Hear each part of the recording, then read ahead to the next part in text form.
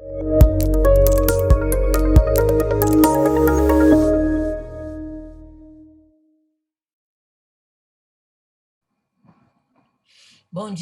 dia a todos. Sejam muito bem-vindos à nossa 14ª edição do SEGEC, Seminário de Jogos Eletrônicos, Educação e Comunicação, e Construindo Novas Trilhas.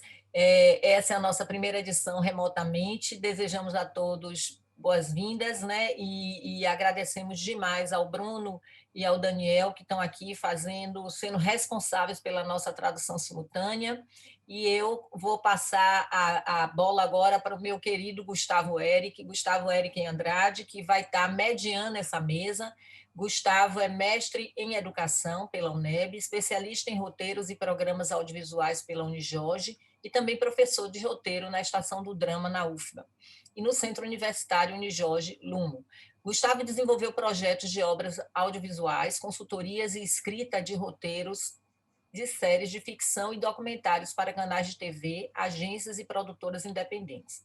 Os últimos trabalhos em que assina como roteirista foram as séries de TV Cícero, do Grupo Opinião SBT, Band, Record, Biografias Urbanas, da TV Jornal Recife, Pequeno Gigante, da TV Brasil, Gravador de História, Cine Brasil TV e Criativos.br, da Band, da Lifetime, da Fashion TV e da TV Tambaú. E ainda é sócio fundador do Argonautas Filmes, produtora de conteúdos para roteiros e projetos de audiovisual. Gustavo também foi responsável pelo roteiro dos jogos que nós desenvolvemos lá no Comunidades, né? O Guardiões da Floresta, o Dom, o Janus e o Guardiões da Floresta Gamebook. Então, ele tem experiência na área de audiovisual, tanto como vocês viram, para TV, série, websérie, mas também para jogos.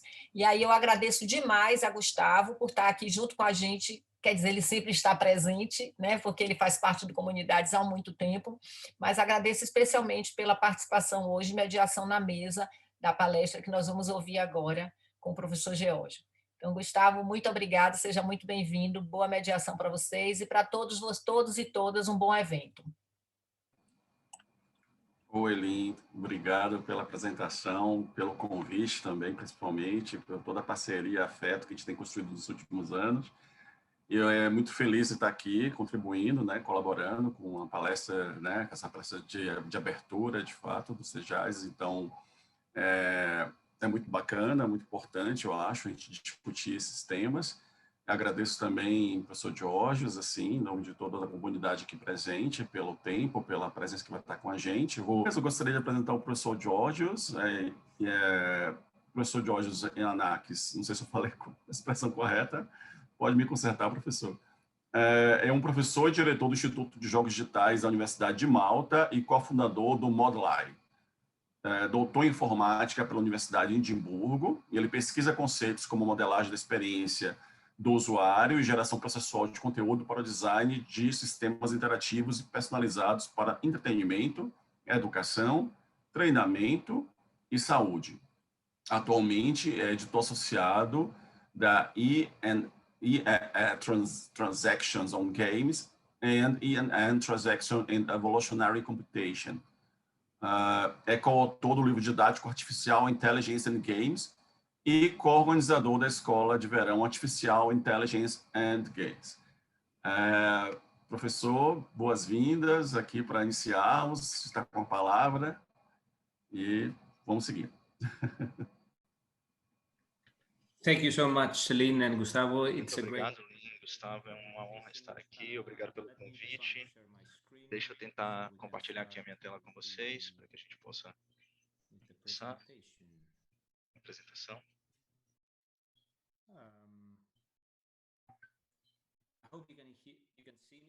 Eu espero que vocês possam ver a minha tela. Sim, bom.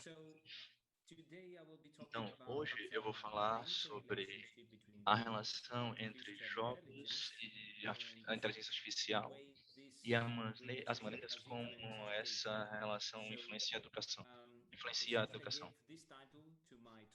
Eu dei esse título aqui para minha apresentação, Empoderando a Educação através de Inteligência Artificial e Jogos, porque inteligência artificial e jogos é a área que eu basicamente trabalho.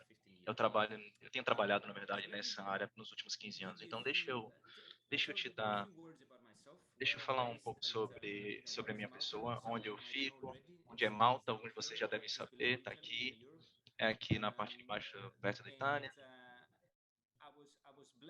E eu fui abençoado de estar aqui nesse local maravilhoso nos últimos 10 anos, que, como vocês vão ver depois, tem um instituto de pesquisa e pesquisa jogos de inteligência artificial na educação em particular, com ênfase em educação, e ao mesmo tempo oferecemos mestrados em videogames. Então, eu sou professor aqui, também sou cofundador e diretor de pesquisa de uma empresa chamada MODL.ai, Moduli. Então, hoje eu vou mostrar para você coisas sobre os projetos dentro do Instituto e do Moduli que podem ser interessantes para vocês.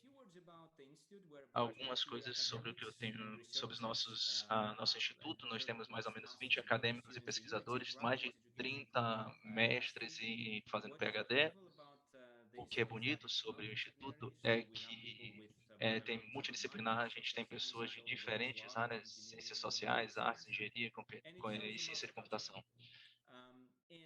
Então, uma das coisas que nós fazemos é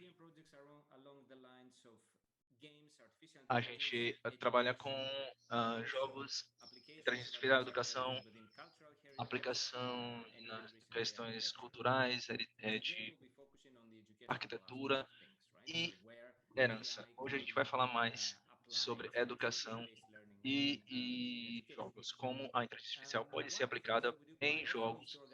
Uma das coisas que a gente faz, em Malta, a gente tem um evento, a gente organiza eventos com jogos, a gente tem um Jam, Global Game Jam, que a gente traz crianças, se aproxima eles dos princípios de tecnologia de jogos, de design de jogos, basicamente educando os game designers do futuro. Então, deixa eu começar a minha apresentação especificamente, e o que eu gostaria de falar hoje é essencialmente isso aqui, as diferentes formas que os jogos podem melhorar a inteligência artificial, e na primeira parte, e a segunda parte da minha apresentação eu vou falar como as diferentes formas como a inteligência artificial podem melhorar os jogos, né? E no centro desse círculo a gente pode encontrar educação como o que domina essa relação entre jogos e inteligência artificial. Eu fico muito animado porque nos últimos anos as inteligências artificiais têm melhorado muito através dos jogos, várias formas que os jogos têm sido feitos nessa área, mas eu também fico muito animado que os jogos também que a inteligência artificial avança com jogos e os jogos também avançam com a inteligência artificial. Teste de jogos e tudo mais. Então, a maioria de nós, quando a gente associa jogos com isso, tem uma discussão muito grande sobre a aplicação, da aplicação da inteligência artificial, tem muitas discussões sobre isso, mas vamos aqui pensar nisso.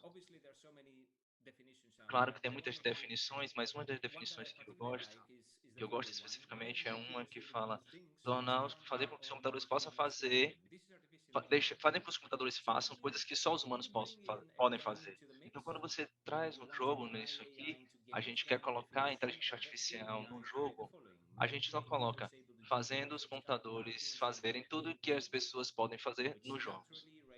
Isso geralmente traz a pergunta: o que os humanos fazem nos jogos? E claro que a gente pensa nas muitas coisas que podem ser feitas aqui. Me desculpem por essa apresentação não ser interativa. Eu geralmente uso apresentações mais interativas, mas aqui vai ser meio que um monólogo e a gente conversa no chat. Então, o que é que os humanos fazem no jogo? Então, algumas coisas, e a primeira coisa que vem na minha cabeça para a maioria de nós é jogar. A gente pode pensar como a inteligência artificial pode jogar os jogos. E claro que não somos os primeiros a pensar nisso. Essas aplicações de inteligência artificial com jogos é a aplicação mais dominante de AI. E se você procurar no Wikipedia sobre a inteligência artificial, você vai perceber que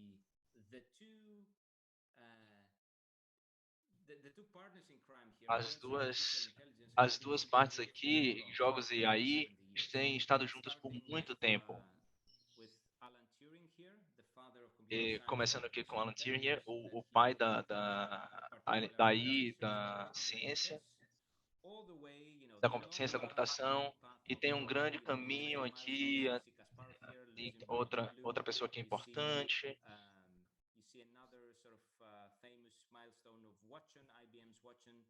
Esse aqui falava sobre o que é que estava, o que acontecia com a inteligência artificial e o que é que estava em jogo. E a gente também tem aqui outro computador de inteligência artificial com supercapacidade, que tem muito a ver com jogos que os seres humanos jogam hoje.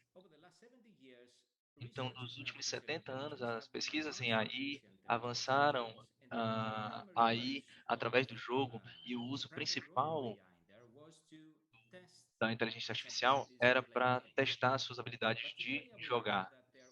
Mas hoje a gente aprendeu que, muito embora isso seja muito importante, direção de pesquisa, hoje eu sei que tem muitas formas que a gente pode usar AI em jogos e para a educação e além disso, que isso é muito interessante. Então, deixa eu dar um exemplo aqui de um produto que a gente desenvolve no modo. O que vocês estão vendo aqui é uma inteligência artificial que, em tempo real, você pode ver, ela tenta encontrar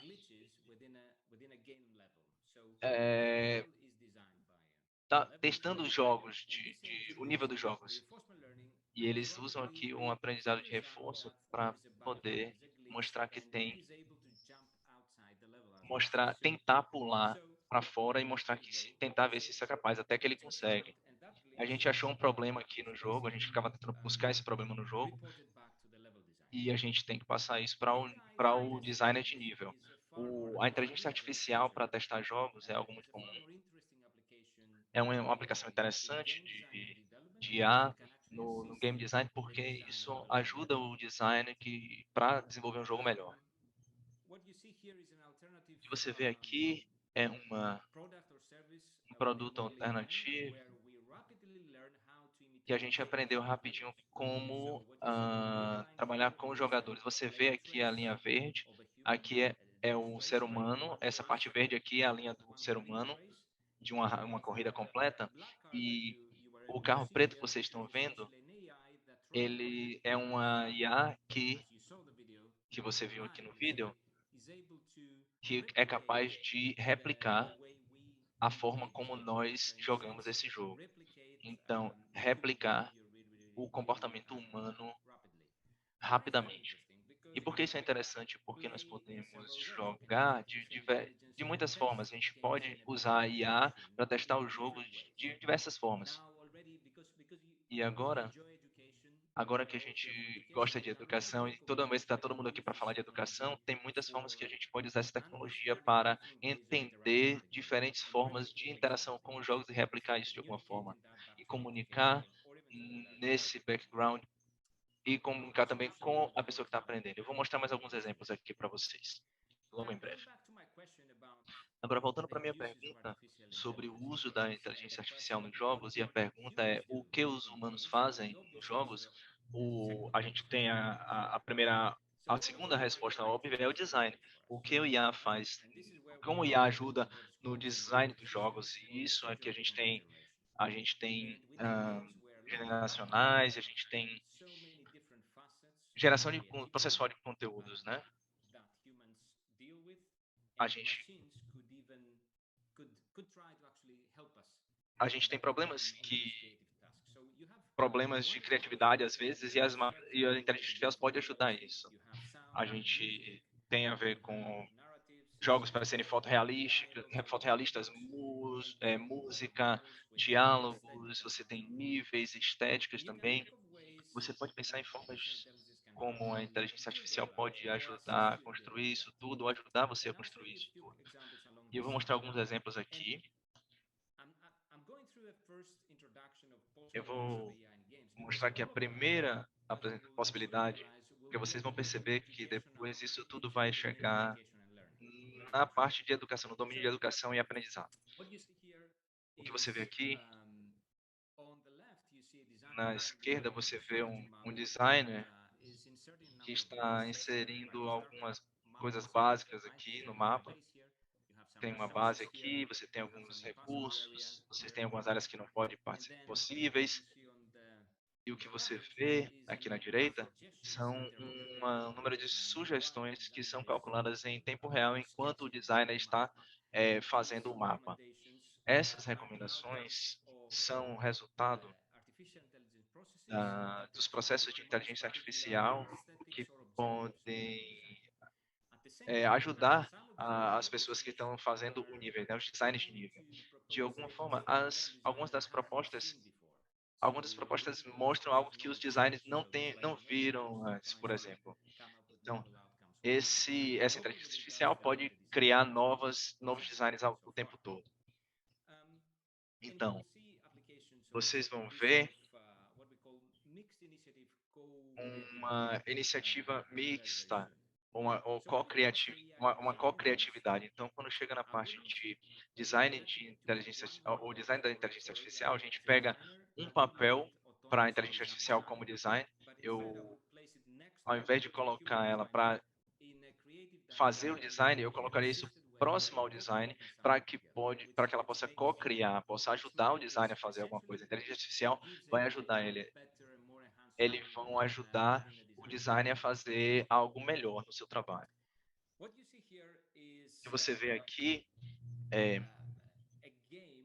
um jogo. Eu ia apresentar esse jogo porque eu sou um grande fã do trabalho desse jogo. Isso aqui foi um jogo completamente feito através da inteligência artificial. O jogo, o tabuleiro, as regras e até as regras. O jogo se chama Yavalat. O nome do jogo foi proposto também pela inteligência artificial, mas Cameron Brown, como vocês podem ver, ele fez Lud, ele escreveu que Lud e Avalat. E a gente fica pensando agora aqui quem ganha o crédito pela parte criativa desse jogo. Né? Isso, Cameron Brown, o jogo de Lud é um jogo de Cameron Brown. O nome da inteligência artificial é Lud. Quem é que fica com crédito? É Lud, a inteligência artificial, ou Cameron Brown? Isso é uma questão filosófica que pode ser discutida, mas com esse exemplo aqui, eu quero demonstrar que a inteligência artificial pode fazer, né, ser coautor de jogos que podem ganhar prêmios e podem ser muito apreciados. Então, a terceira coisa que nós fazemos nos jogos a gente experiencia isso, né? Jogando ou não, jogando ou pensando, ou então compartilhando a nossa experiência. Você também pode pensar como inteligência artificial, como tentar entender a nossa experiência ou entender como nós sentimos ao jogar. E o que é muito importante para demonstrar aqui é uma relação maravilhosa entre jogos e emoções e aprendizado. Jogos, emoções e aprendizados. E eu sei que vocês, como educadores,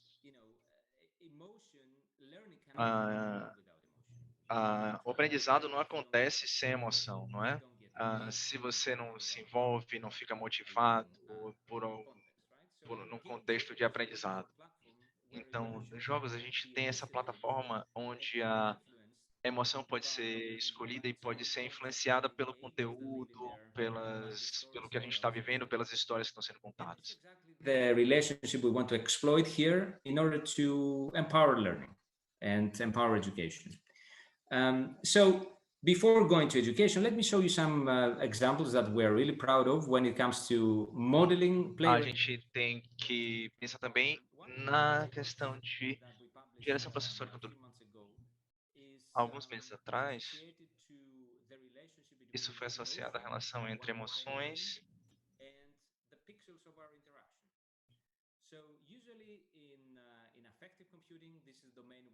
isso aqui é o domínio que a gente estuda emoções e chega, tenta contextualizar as emoções e a gente vê as expressões faciais das pessoas, a gente pensa em tudo como as pessoas estão passando e a gente vendo como as pessoas funcionam.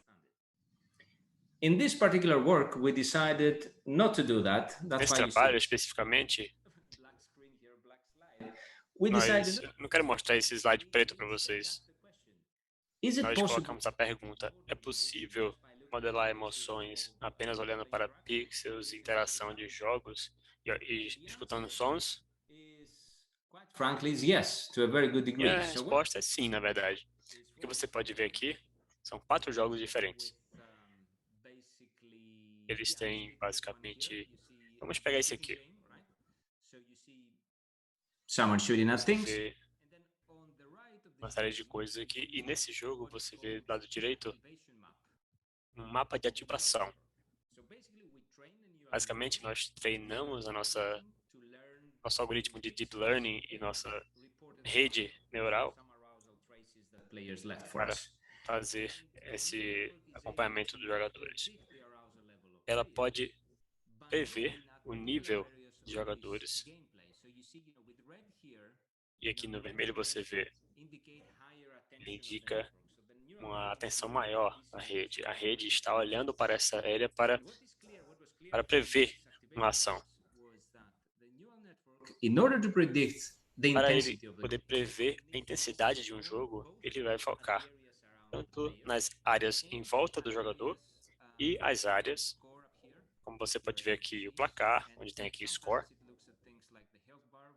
E você pode também olhar a barra de saúde do jogador e o tempo que resta. Então, você vê que para você entender a intensidade de um jogo, você precisa focar nos dois. Interface dos elementos de inteligência artificial e como o jogador joga. Agora, nós conseguimos prevenir em essa intensidade uma porcentagem de 80%, mais ou menos. Isso realmente é empolgante, se você me perguntar. E a gente pode ver o mesmo padrão em outros jogos. Esse aqui, por exemplo, é um jogo que parece um labirinto. Esse outro aqui é de corrida. A inteligência artificial, ele falha um pouco em jogos desse tipo aqui. Nesse jogo, é um jogo de terror. A informação visual para o sistema de visualização computacional, inteligência artificial, fica ainda complicado por causa das características específicas desse jogo. Você pode ver o nível de intensidade dos jogadores, e temos muitas evidências disso, e em vários níveis. Let's move forward. And, Então, vamos seguir em frente. Esse aqui, ele foi publicado já alguns dias atrás, então acabou de sair e você vai poder vê-lo agora. E eu estou bastante empolgado com esse aqui. Ele é uma colaboração entre os colegas chineses e nós. O que você vai ver nesse vídeo é basicamente a área onde a geração de conteúdo procedural se encontra com a experiência do usuário. Aqui você vê um agente do Super Mario, que é, na verdade, uma inteligência artificial, e um nível que não foi criado ainda, não foi desenvolvido ainda. É um vídeo, é um jogo que ele não tem ainda níveis. Enquanto o Mario está jogando, o nível é gerado no lado direito em tempo real. Isso é empolgante e a gente conseguiu fazer isso pela primeira vez. Nós basicamente combinamos métodos de deep learning. And the level that is generated here, O nível que é gerado aqui, I don't know how many of you are familiar ele segue com Coasters Os coasters dizem que o aprendizado é igual à diversão em um jogo. Então, se você vê algo que é totalmente inédito, ele é mais desafiador e isso vai fazer você parar de jogar o jogo. Mas se você vê muitas coisas que você já viu, padrões comuns, você fica entediado e para de jogar. Então, esse gerador de níveis aqui, ele está tentando maximizar a diversão e o nível de aprendizado de Mario. Aqui não é um jogador, aqui é só a própria inteligência artificial jogando. O que você vê agora está sendo gerado ao vivo, de certa forma. É claro que isso é um vídeo, mas ele é gerado de uma forma infinita, ao vivo. Então, cada vez que a gente está vendo outro segmento, esse segmento está tentando, vamos dizer, moderar a diversidade do nível. Ele oferece ao Mario segmentos ou partes de níveis que ainda não foram vistos, são inéditos, e ao mesmo tempo, eles não são tão comuns. This more or less, this part of the presentation sums Esse up aqui é mais ou menos um resumo do estado da arte atual do que estamos fazendo em inteligência artificial em jogos. Agora, passando para a próxima parte, como podemos utilizar essa tecnologia e levá-la para a educação em formato de jogos. E aqui é onde a inteligência artificial e os jogos se encontram com a educação, empoderando a educação. Existem alguns projetos que estão em processo e alguns que já foram concluídos no meu tempo de professor lá na Dinamarca. Então vamos ver aqui. Vamos começar. Esse aqui é um velho exemplo, mas é muito bom, é excelente, porque é o primeiro projeto que foi baseado em jogos, lá em 2012, 2013, quando eu estava na Dinamarca. Esse jogo é um jogo que nós desenvolvemos e ficamos muito felizes com o resultado. Ele traz o conflito entre as crianças e como resolver conflitos e problemas. Nossa equipe de desenvolvedores de jogos e especialistas em educação também desenvolvemos esse jogo. Vocês vão ver a aparência dele. Eu vou passar o vídeo para vocês agora, só para vocês terem uma ideia do que eu estou falando. Aqui no design você vê uma vila, é um jogo de vários jogadores. As crianças têm vários papéis durante o jogo. Eles podem dentro dessa vila virtual, eles podem espalhar rumores uns dos outros, eles podem fazer trocas. Existe uma busca e eles têm que conseguir fazer trocas e dizer se estão felizes com aquela troca ou não. Mas ele pode ser até um pouco agressivo e até roubar da casa do outro. Isso expressa como eles estão se sentindo. Eles vão reportar emoções, sentimentos, o que eles fazem no jogo. E nós criamos preditores de conflito durante o jogo. E vamos poder usar isso para criar buscas, criar tarefas e projetos baseados nesses conflitos. Essa moderação de conflitos, ele dá tarefas ou projetos para os estudantes de acordo com o que ele está sentindo. E essas buscas, essas tarefas não podem ser muito agressivas, não podem criar muito conflito, porque seria uma propriedade que nós não desejamos no ambiente educacional. Nós, junto com educadores, nós conseguimos encontrar essa linha tênue entre o que seria um conflito apropriado e uma adaptação para diferentes grupos de jogadores desse jogo. É isso aí. Outro projeto que mostra o número de diferentes mini-jogos e traz o conceito de modelagem de jogador, modelado de aluno, que é um módulo, uma modelação de educação. Isso aqui nós fizemos com colegas da RW. Você vê aqui que tem diferentes tarefas que as crianças devem fazer, como completar a frase com uma palavra certa, colocando a palavra naquela lacuna, dividir uma palavra em sílabas, etc. Com base no desempenho, nós podemos fazer perfis e perceber se eles têm algum grau de dislexia e modelar os exercícios que os educadores fazem para esses perfis de alunos. E um educador virtual também está lá, enquanto a criança está jogando, em locais formais e locais não formais, como fora da escola, por exemplo, quando a pessoa está em casa, quando a criança está em casa. Esse jogo foi muito bem recebido, o design ficou muito legal, eu fiquei muito feliz com esse tipo de jogo.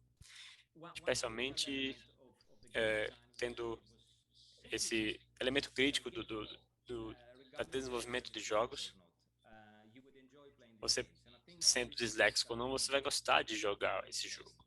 Então, essa é uma questão básica da aprendizagem através de jogos. Temos aqui o Common Play Science, que eu tive uma honra de trabalhar com a Lynn nesse projeto. Na verdade, a Lynn, ela é sobre desse projeto e nos ajudou a criar, digamos, traduzir o conteúdo do Common Player App. Então, agradeço muito a Lynn por isso. O Common Play Science é um projeto que fala sobre entender a ciência ou a capacidade das crianças quando nós falamos de noções específicas de ciência. Digamos que a literacidade da ciência. Nós tentamos fazer isso para ENAP e nós compartilhamos histórias com as crianças compartilhavam suas histórias e as crianças conseguiam responder questionários. E nós tentamos perceber qual é o estado atual do letramento da ciência e como é que essa comunicação acontecia e como a ciência é ensinada em locais formais e não formais, como museus e outros locais fora da sala de aula. O aplicativo está disponível no Google Play, você pode jogar, é o Common Player App, e ele está também em português. É isso aí. Outra aplicação dos jogos com inteligência artificial é o Envisage. Nesse projeto, nosso objetivo era transferir a noção e o poder de analítica e jogos, nós chamamos de Gamealítica, para que podemos coletar dados sobre os jogadores e se a pessoa ia gastar dinheiro ou não. Mas o projeto tinha a intenção de trazer as boas práticas, as melhores práticas para a educação, criando um painel para os educadores e um número de laboratórios, como você pode ver aqui, um laboratório de energia eólica, outro de química, e nós podemos coletar dados sobre o desempenho dos educandos. E mandamos notificações sobre o desempenho de uma turma específica ou de toda a escola para os educadores. O desempenho é comunicado de uma forma similar como você faz a analítica de jogos. Você tem alguns gráficos com analítica preditiva, como, por exemplo, aquela aula vai terminar, ou como o desempenho daquela turma está, ou pode estar, se você mudar alguns parâmetros no laboratório de energia eólica ou laboratório de química. Você pode informar o educador sobre algumas mudanças potenciais que acontecem na sala. Esses jogos estão disponíveis também neste site. Eu espero que ainda esteja. Nós não controlamos isso, mas eu acredito que esteja lá ainda. E me digam o que vocês acham desse jogo. É isso aí. A última aplicação da inteligência artificial em jogos para educação que eu quero falar é para o ensino. Que tal você aplicar a noção de usar a inteligência artificial em jogos e aplicar isso para ensino? Innovative solutions for teaching. Vocês podem utilizar a inteligência artificial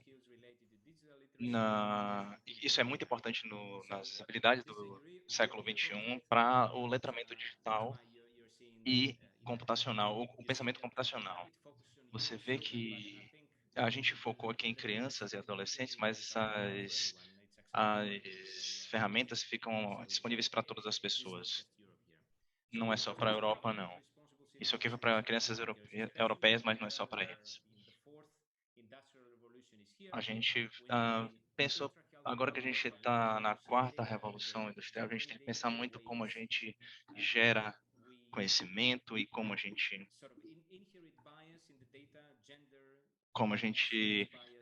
vê as questões raciais e de gênero, o viés racial e de gênero nos dados e a maneira como a gente faz o design dos algoritmos. E os algoritmos precisam ser mais brancos, como a gente diz na linguagem, né, mais do que pretos. A gente tem que entender o que a inteligência artificial está falando. E eu sei que isso é uma pergunta importante quando a gente está falando, porque a gente assume, essas crianças são os designers de inteligência artificial do futuro. Então a gente precisa que a inteligência artificial seja reflexiva e a gente precisa educar as crianças para que eles criem algoritmos desta forma. Então, que tal usar jogos para ensinar o básico da inteligência artificial e também ensiná-los sobre as limitações, as considerações filosóficas e quaisquer perigos e ameaças disso. Então, como é que nós fazemos isso? A gente fez um jogo com colaboração com pesquisadores, educadores, e como a gente faz o tempo todo. Então, a gente tentou integrar todos os times de educadores que a gente tinha num estudo chamado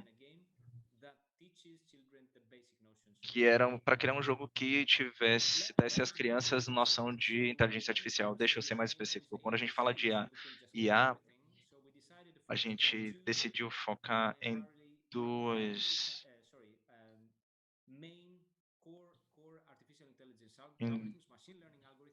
máquinas de inteligência artificial que a gente pensou também no aprendizado de supervisão e na experiência de aprendizado.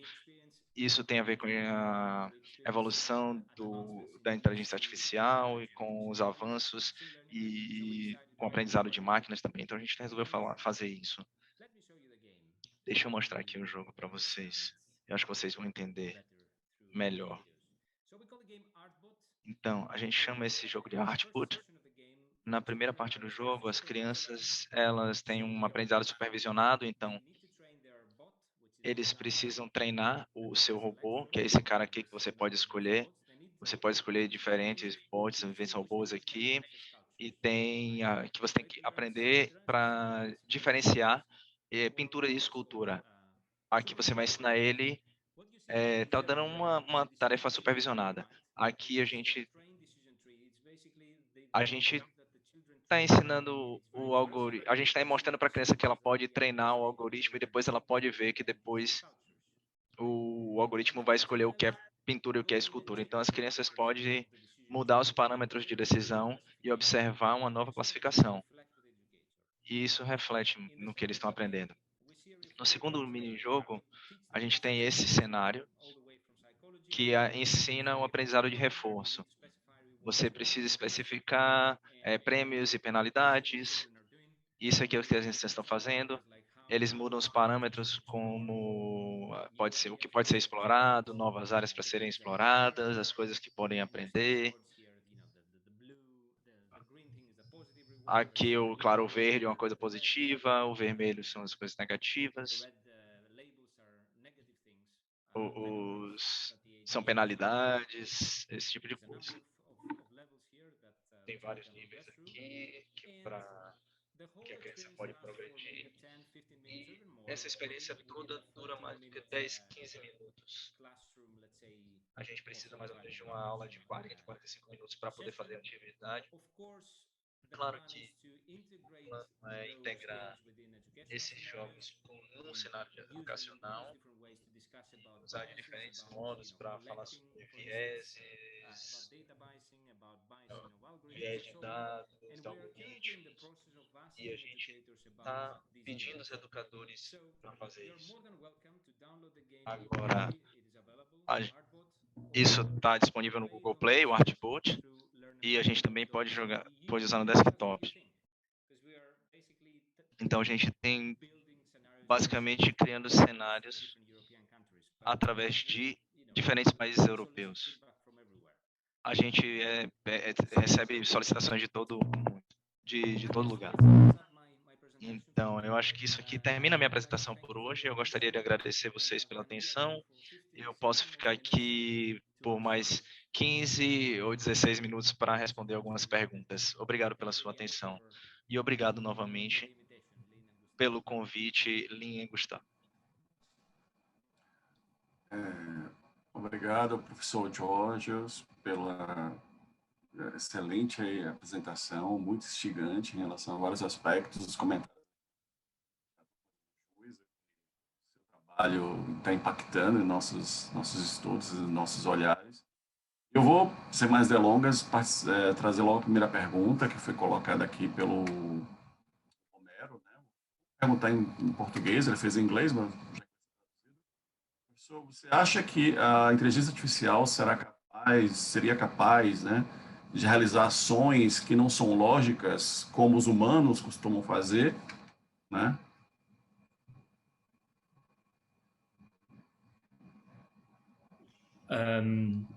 So if I think that artificial intelligence is...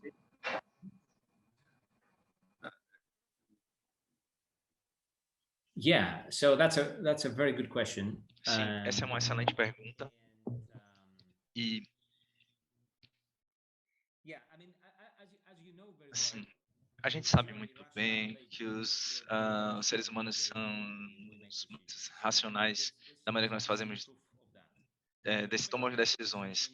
A gente toma decisões, a gente pensa que está tomando decisões lógicas, mas a gente está sempre baseado em emoções. As emoções são essa camada fundamental por trás de cada decisão. A gente pode achar que está tomando a decisão certa, seja lá o que quer dizer certa, mas a gente pode estar carregado com um estado emocional. Então é muito difícil, a pergunta é muito difícil replicar isso. É muito difícil replicar essa coisa não lógica com a inteligência artificial. E isso é muito animador, é algo muito desafiador no campo de inteligência artificial, é procurar e criar algoritmos que não tenham objetivos não específicos ou noções subjetivas, para aprender a entender emoções ou expressar um tipo de humor diferente. Isso é muito difícil. Eu pessoalmente fico muito interessado nisso, é por isso que eu trabalho com a modulagem de emoções. É algo que eu sou muito interessado. Mas também essa pergunta é basicamente que essa parte de inteligência é chamada de estupidez artificial, porque seres humanos são estúpidos no sentido de que eles podem tomar uma decisão estúpida no momento. Mas a gente também é muito esperto em outros momentos, né? Mas a pergunta é, replicar essa estupidez é muito mais difícil do que replicar a inteligência, eu diria. Porque é muito irracional. Certo. Obrigado, professor. Eu vou partir para a próxima pergunta da professora Lynn Alves. A pesquisa que vocês realizam envolve também levar jogos para as escolas? Em caso afirmativo, em linhas gerais, como é que vem sendo essa experiência? Quais as dificuldades que vocês encontram? Thank you, Lynn, for this question. Obrigado, Lynn, por essa pergunta. Muitas dificuldades a gente encontra. A gente está tentando desenvolver tecnologias com professores para professores e geralmente e também para estudantes. As pessoas se animam, os educadores ficam muito animados, as pessoas que aprendem também, nós também, mas a gente encontra limitações técnicas. Às vezes você chega na escola e quando chega a tecnologia, o que você vai usar lá, você encontra alguns problemas. Não tem, por exemplo, às vezes computadores disponíveis, ou não tem tablets, ou às vezes não tem acesso à rede da escola porque de alguma questão de privacidade. Eu acho que o desafio maior que são encontrados nesse projeto é o que nós chamamos aplicação, né, das escolas. E a maneira como a gente pode resolver isso é sempre fazer jogos que precisem menos e menos de componente, de mais componentes, para serem o mais acessíveis possível. Por isso que toda vez que a gente faz uns jogos, a gente deixa sempre disponível no Google Play ou sempre no site, e a pessoa pode chegar lá e jogar. Você não precisa nada em especial. A gente só precisa da internet. Se não tiver internet, você precisa de uma coisa, você precisa de boa internet. Se você tiver bom acesso à internet, é o inicial. O que geralmente é o caso, na verdade. Em muitas escolas, às vezes a gente não tem internet nas escolas ou não tem boa internet, o que é muito ruim. E por isso a gente desenvolveu dois tipos de plataformas. A gente tem duas coisas na mente. Desenvolver algo que seja sempre disponível na internet, na nuvem, que as pessoas possam fazer download.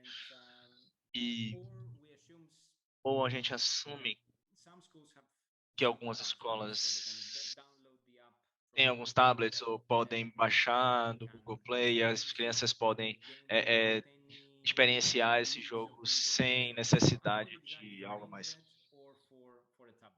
A gente, então, está sempre procurando ou a internet ou um tablet. Um dos dois tem que estar disponível. A gente espera sempre que um dos dois esteja disponível. Certo. Obrigado, professor. Vou dar continuidade aqui a algumas outras perguntas. O do Romero também fez traduzir aqui. Tem alunos com dificuldades de aprendizagem devido à deficiência mental, mental disability, né? Você acredita que a inteligência artificial em jogos poderia identificar características dessas patologias e modificar a forma de interação com esse tipo de aluno, com o objetivo de melhorar a sua experiência e, consequentemente, o seu desempenho? Right. Thank you for the question. Sim, muito obrigado pela pergunta. Pessoalmente, a gente tem um projeto que trazia essa tecnologia de IA para pessoas que tinham PTSD, pessoas que tinham veteranos de guerra, por exemplo.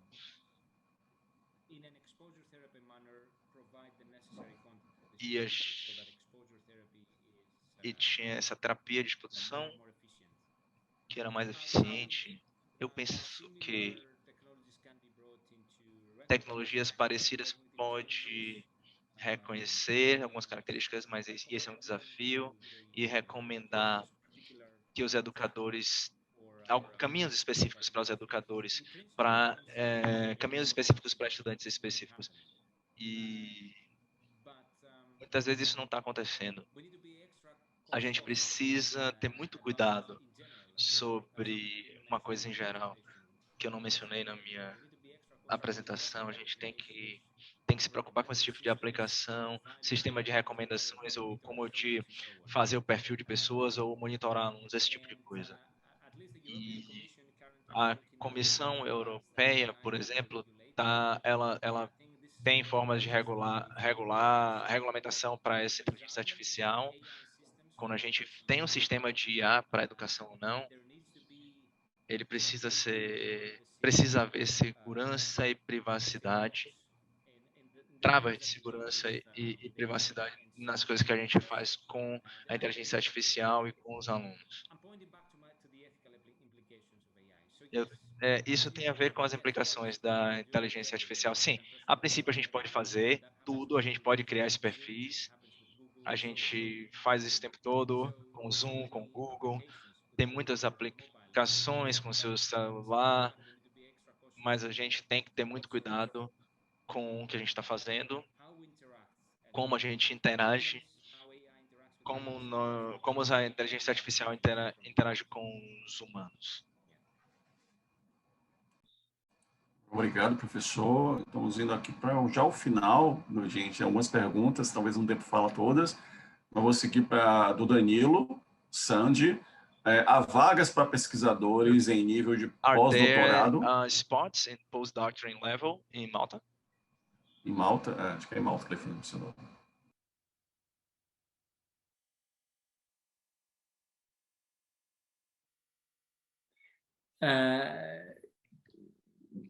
Well, yes, in principle. Sim, a princípio sim. A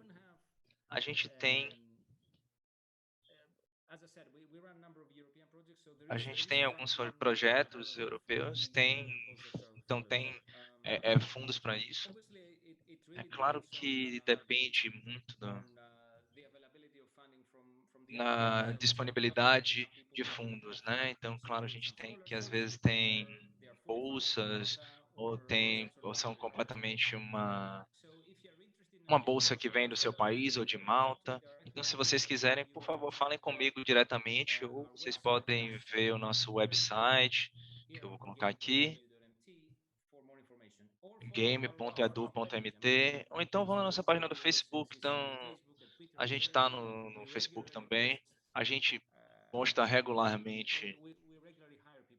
A gente regularmente contrata pessoas. Então, se vocês ficarem ligadas, vocês podem ver. Falem comigo que pode haver chance de colaboração. Certo. Temos espaço para mais uma pergunta, professor? Acho que sim, mas 5 minutinhos. Sure, yeah, we have 5 more minutes. So... Okay. Sim, temos sim mais 5 minutos. Tudo bem. Yeah. Unfortunately, still some educators and parents are very hesitant when it comes to games. Hesitam muito. A gente pode ver isso. Eu acho que jogos são uma mídia muito nova, como ser usada como ferramenta. Eu acho que sim. À medida que isso crescer, à medida que o tempo passa, as pessoas vão ficar menos problematizadoras e resistentes a novas tecnologias. Então, eu acredito que sim, a gente encontra isso também, essas dificuldades. E eu já vi, às vezes eu encontro essas hesitações de pessoas em específico, mas ao mesmo tempo eu também vejo muito interesse de alguns educadores e pais e mães. Então a gente eu acho que tem mais interesse do que hesitação. Então, quanto mais a gente usa os jogos em programas educacionais, na escola primária, secundária, educação de universidade, menos pessoas vão ficar hesitantes, a gente precisa aumentar o conhecimento de que jogos, eu sei que jogos são coisas que influenciam as crianças negativamente, eu sei que há isso, mas os jogos estão aí, estão para ficar, você gostando ou não, mas o que a gente pode fazer é explorar esse novo modo de interação de uma forma interessante. Bom, muito obrigado, professor. Vamos fazer esse encerramento já estamos lá perto no final. Eu gostaria aqui de dar as palavras, né, aproveitar para dar esses meus agradecimentos a seu tempo, a sua excelente palestra, né, a participação de todos. Infelizmente, tinha um tempo contado. Vamos ter mais para perguntas. Eu vou passar para Lynn, você quer fazer alguns comentários finais e deixamos o professor Jorge se despedir? Eu acho que eu queria agradecer mais uma vez, George, sobre a sua palestra, foi muito boa, eu fiquei muito feliz de ver o quanto nossos grupos se aproximam, né, têm afinidades e gostei bastante dos jogos que você trouxe, que eu não conhecia ainda, voltados para a educação, inclusive já anotei aqui para que a gente possa explorar, né? E fiquei também assim pensando que nós aqui no Brasil achamos que nós temos dificuldades por conta das questões de acesso, né, no nosso país, de infraestrutura, mas é interessante a gente ouvir experiência de outros pesquisadores em outros países, na Europa, por exemplo, que têm também dificuldades semelhantes, né, quando você falou da experiência. Então, eu queria agradecer mais uma vez, parabenizar pelo seu trabalho e do seu grupo, né, e dizer que estou muito feliz de poder nos aproximarmos um pouco mais nessa jornada aí de tornar os jogos digitais espaços de aprendizagem para diferentes gerações, seja na escola, seja fora da escola. Eu achei também isso importante que você falou, que você disponibiliza, né? Quer dizer, se não dá para interagir na escola, você vai interagir em diferentes outros espaços.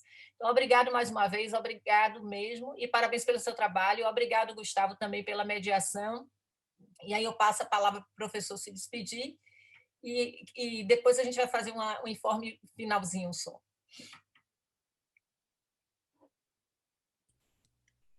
Thank you so much, Lynn and Gustavo, for your Muito obrigado, Lynn, Gustavo.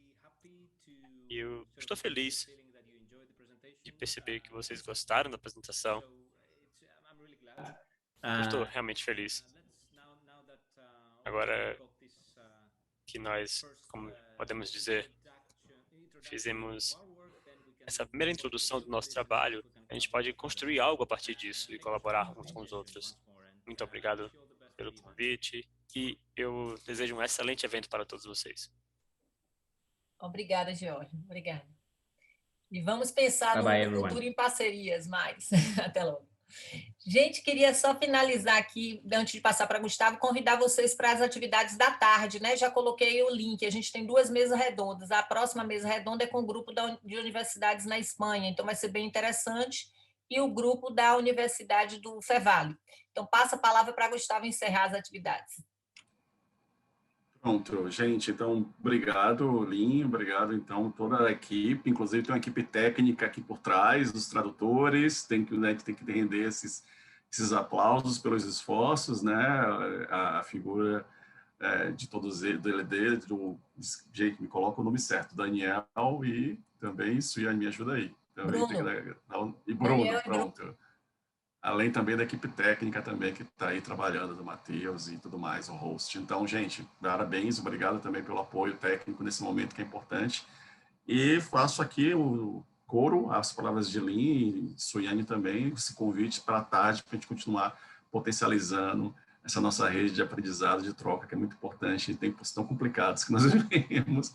Mas vamos seguindo. Obrigado, Lynn. Beijo. Obrigada, gente. Obrigada, Bruno. Obrigada, Daniel. Obrigada a todos vocês. E a equipe técnica também. Até mais tarde. Um beijo.